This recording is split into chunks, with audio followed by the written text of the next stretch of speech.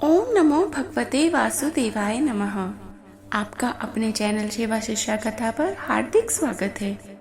तो आइए आज हम जान लेते हैं अजा एकादशी की व्रत विधि व उसकी कथा और अजा एकादशी हम कब मना रहे हैं।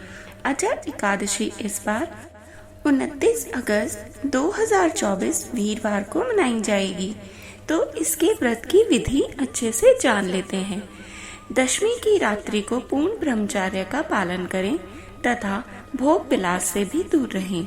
प्रातः एकादशी को लकड़ी की दातुन तथा पेस्ट का उपयोग ना करें। नींबू, जामुन या आम के पत्ते लेकर चबा लें और उंगली से कंठ को शुद्ध कर लें। वृक्ष से पत्ता तोड़ना भी वर्जित है, अतः स्वयं गिरे हुए पत्ते का ही सेवन करें। यदि यह संभव न हो तो पानी से 12 बार कुल्ला कर लें। फिर स्नान आदि करके मंदिर में जाकर गीता पाठ करें या पुरोहित आदि से श्रवण करें। प्रभु के सामने इस प्रकार प्रण करना चाहिए कि आज मैं चोर, पाखंडी और दुराचारी मनुष्य से बात नहीं करूंगा और न ही किसी का दिल दुखाऊंगा। गौ, ब्राह्मण आदि को फलहार व अन्न आदि देकर प्रसन्न करूंगा। रात्रि को जागरण कर कीर्तन करूंगा। ओम नमो भगवते वासुदेवाय इस 12 अक्षर मंत्र अथवा गुरु मंत्र का जाप करूंगा। राम, कृष्ण, नारायण इत्यादि विष्णु सहस्त्र नाम को कंठ का भूषण बनाऊंगा। ऐसी प्रतिज्ञा करके श्री विष्णु भगवान का स्मरण करके और उनसे प्रार्थना करें, हे त्रिलोकपति, मेरी लाज आपके हाथ है, अतः मुझे इस प्रण को पूरा करने की शक्ति प्रदान करें। मौन, जप, शास्त्र पठन, कीर्तन, रात्रि जागरण एकादशी व्रत में विशेष लाभ पहुंचाते हैं। एकादशी के दिन अशुद्ध द्रव्य से बने पेय ना पिएं। कोल्ड ड्रिंक्स, एसिड आदि डले हुए फलों के डिब्बा बंद रस को भी ना पिएं। 2 बार भोजन ना करें। आइसक्रीम व तली हुई चीज ना खाएं। फल अथवा घर में निकाला हुआ फल का रस अथवा थोड़े दूध या जल पर रहना अति लाभदायक है।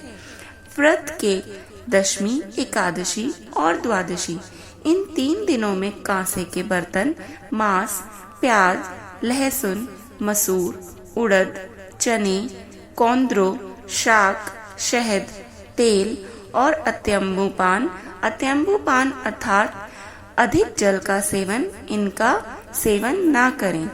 व्रत के पहले दिन अर्थात दशमी को और दूसरे दिन द्वादशी को हविष्यान अर्थात जौ, गेहूं, मूंग, सेंधा नमक, काली मिर्च, शर्करा और गोघृत आदि का एक ही बार भोजन करें।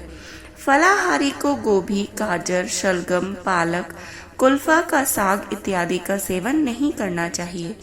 आम, अंगूर, केला, बादाम, पिस्ता इत्यादि अमृत फलों का सेवन करना चाहिए। जुआ, निद्रा, पान, पराई निद्रा, चुगली, चोरी, हिंसा, मैथुन, क्रोध तथा झूठ, कपट आदि अन्य कुकर्मों से नितांत दूर रहना चाहिए। बैल की पीठ की सवारी नहीं करनी चाहिए। भूलवश भी किसी निंदक से बात हो जाए तो इस दोष को दूर करने के लिए भगवान सूर्य के दर्शन तथा धूप दीप से श्री हरि की पूजा करके क्षमा मांग लेनी चाहिए। एकादशी के दिन घर में झाड़ू ना लगाएं, इससे चींटी आदि सूक्ष्म जीवों की मृत्यु का भय रहता है। इस दिन बाल ना कटाएं, मधुर बोलें, अधिक ना बोलें। अधिक बोलने से ना बोलने योग्य वचन भी निकल जाते हैं। सत्य भाषण करें। इस दिन यथाशक्ति अन्न दान करें, किंतु स्वयं किसी का दिया हुआ अन्न कदापि ग्रहण न करें। प्रत्येक वस्तु प्रभु को भोग लगाकर तथा तुलसी दल छोड़कर ग्रहण करनी चाहिए। एकादशी के दिन किसी संबंधी की मृत्यु हो जाए तो उस दिन व्रत रखकर उसका फल संकल्प करके ही मृतक को देखना चाहिए और श्री गंगा जी में पुष्प प्रवाहित करने पर भी एकादशी व्रत रखकर व्रत फल प्राणी के निमित्त देना चाहिए। प्राणी मात्र को अंतर्यामी का अवतार समझकर किसी से छल कपट नहीं करना चाहिए। अपना अपमान करने या कटु वचन बोलने पर भूल कर भी क्रोध नहीं करना चाहिए। संतोष का फल सर्वदा मधुर होता है। मन में दया भाव रखनी चाहिए। इस विधि से व्रत करने वाला उत्तम फल को प्राप्त करता है। द्वादशी के दिन ब्राह्मणों को मिष्ठान, दक्षिणा आदि से प्रसन्न करके उनकी परिक्रमा कर लेनी चाहिए। व्रत खोलने की विधि। द्वादशी को सेवा पूजा की जगह पर बैठकर भुने हुए 7 चनों के 14 टुकड़े करके अपने सिर के पीछे फेंक देने चाहिए और ऐसा बोलना चाहिए, मेरे 7 जन्मों के शारीरिक, वाचिक और मानसिक पाप नष्ट हुए। यह भावना करते हुए 7 अंजलि जल पीना और चने के 7 दाने खाकर ही व्रत खोलना चाहिए। तो आइए अब सुन लेते हैं अजा एकादशी की व्रत कथा। युधिष्ठिर ने पूछा, हे जनार्दन, अब मैं यह सुनना चाहता हूँ कि भाद्रपद मास के कृष्ण पक्ष में कौन सी एकादशी होती है, कृपया बतलाइए।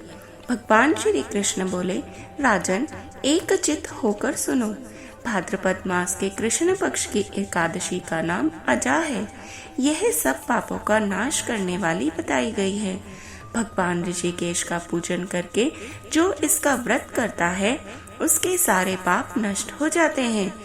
पूर्व काल में हरिश्चंद्र नामक एक विख्यात चक्रवर्ती राजा हुए हैं जो समस्त भूमंडल के स्वामी और सत्य प्रतिज्ञ थे।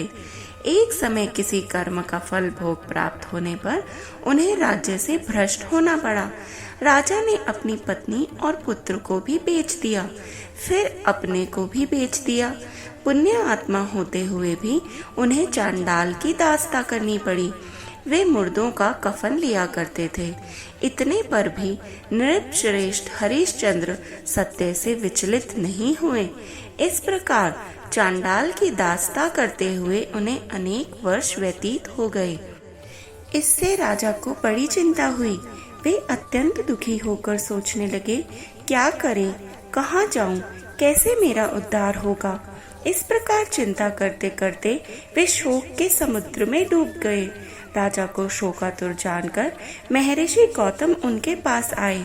श्रेष्ठ ब्राह्मण को अपने पास आया हुआ देखकर नृप श्रेष्ठ ने उनके चरणों में प्रणाम किया और दोनों हाथ जोड़कर गौतम ऋषि के सामने खड़े होकर अपना सारा दुख में समाचार कह सुनाया। राजा की बात सुनकर महर्षि गौतम ने कहा, राजन, भादो के कृष्ण पक्ष में अत्यंत कल्याणमयी अजा नाम की एकादशी आ रही है, जो पुण्य प्रदान करने वाली है। इसका व्रत करो, इससे पाप का अंत होगा। तुम्हारे भाग्य से आज के 7वें दिन एकादशी है। उस दिन उपवास करके रात में जागरण करना। ऐसा कहकर महर्षि गौतम अंतर्ध्यान हो गए। मुनि की बात सुनकर राजा हरिश्चंद्र ने उस उत्तम व्रत का अनुष्ठान किया।